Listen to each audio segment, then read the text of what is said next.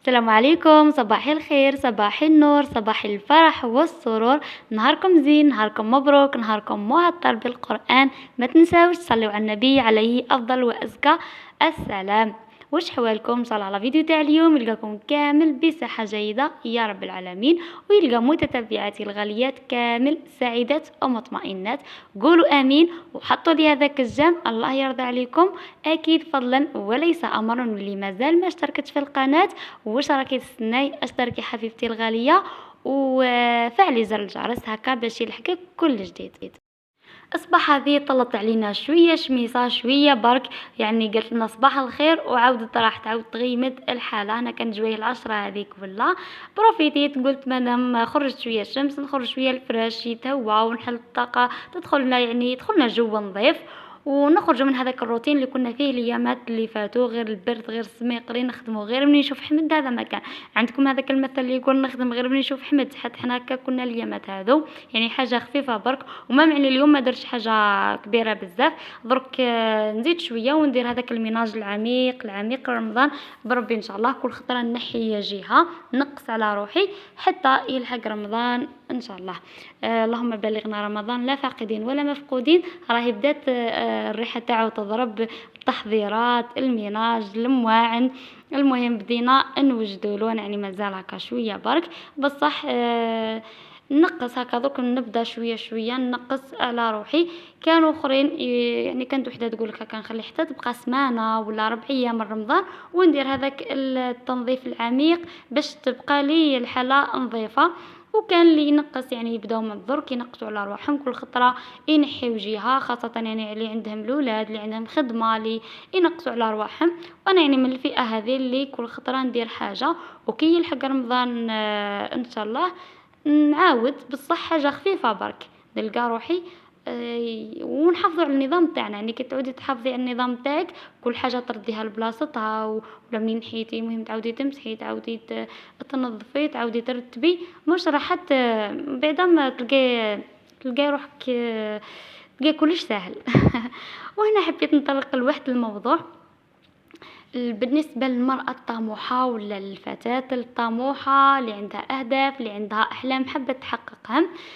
أي وحدة عندها هدف لازم ما تتخلاش عليه، يعني تزوجت ولا ما تزوجتش ولا صغيرة ولا كبيرة، تحقق الأهداف ولا الطموحات ما عندهاش عمر معين، ما عندهاش لاج معين. قال كان اللي حققت أهدافها قال ما داتش مثلا الباك اتجهت يعني الحفافة ولا الخياطة ولا أي مشروع دارته في 18 نجحت، كان اللي نجحت على 20 على 40 سنة. كما أكبر مثال لي أنا واحد المرأة والله ما شفيت العام اللي فات ولا العام اللي فات دات الباك تاعها على 70 سنة.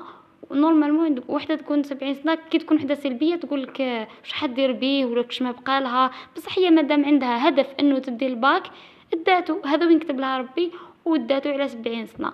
وهكا بالنسبه لكامل الاهداف والطموحات والمشاريع تاعنا تقدري تحققيهم اذا ما اذا عندك هذاك الهدف يعني كلش وعلى الاراده نتاعك. لما كتب لك ربي تحققيه في سن يعني وانتي صغيره راح تقدري تحققيه. يعني كما قلت لكم بالعمر موش علاه كانوا ناس سلبيه في حياتنا. انا علاه طرقت لهذا الموضوع كانوا ناس سلبية في حياتي وفي حياة أي وحدة، يعني ناس كامل عندهم ناس سلبية تدور بيهم عايشة مع مش يقولك عايشة معاهم يعني باباك ولا أمك ولا لا يعني تدور بيهم في المحيط هذاك، فهمتوني؟ هذا الفئة سواء تلقايها ناجحة وتنكد عليك وتحطم لك الأهداف تاعك وتصعب لك في الأمور، هذيك الحاجة مستحيل تصرى ومن هيه، ولا تلقاها هي فاشلة وتخمم بطريقة سلبية ويبالها الناس كامل كما هي ما عندها لا هدف، عايشة بلا هدف وخلاص عايشة وفرات وتزيد تدخل على الناس وتعطيهم رايها بطريقة سلبية.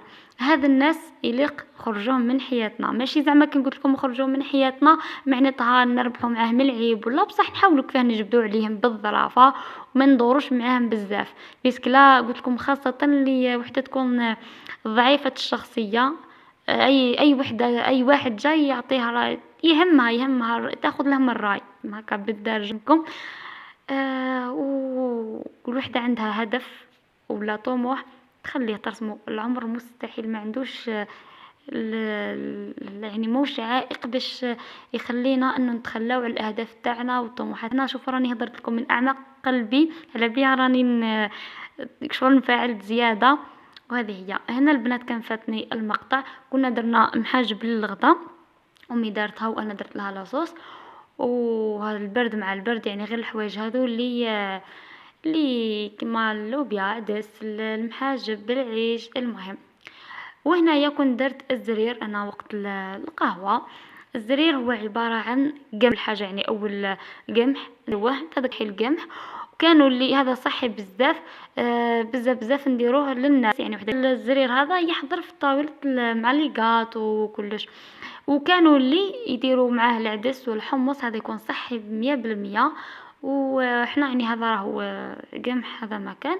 ومن بعد نديروا مزيج بين العسل والزبده، بعدا نزيدو هذه نقولوا لها بسيسه، يعني بعد ما توجد نقولوا لها بسيسه، ونخلطوه يجي بزاف بنين. بعدا نزينوه. هنا كنت هنا عندي شويه كاوكاو مرحي، ولا نديروا له جلجلان ولا زقوقي ولا زقوق، وهذاك الكحل هذاك العفسه هكا كحله نزينو بها بنين، ولا نخليوه هكاك يجي بزاف بنين. وقلت لكم صحي، لازم يحضر في الطاوله نتاع وحده تكون نافس، اسمع يزيد عندنا مولود جديد، فهمتوني؟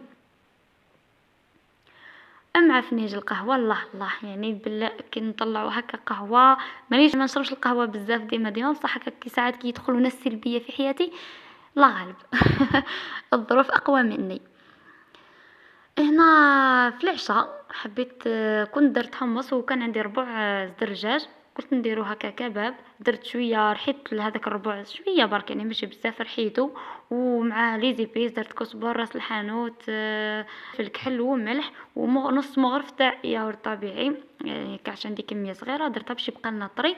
ومن بعد شكلتهم بالطريقه هذه، درت شويه لا شابلور ودرت الطريقه هذه في هذو تاع الشوا. وحطيتها من بعد درت كي نقلبوهم درت شويه هريسه ومع شويه ماء، تعطيهم يعني طراوه وثاني يجيو بنان، ورافقتهم مع الحمص. وهذه هي البنات، شاهدكم في الجنه، وربي يجعلها نعمه عليا وعليكم، ويبعد علينا الناس السلبيه اللي ساعات تكون عايشه في حياتك. انا يعني ما قلت لكم ما درتهمش هكا زعما باحتراف، ولا ما كنت نديرهم. المهم هذا هو. انا حاجه مليحه نبارطاجيها معكم، حاجه مش مليحه نبارطي الله.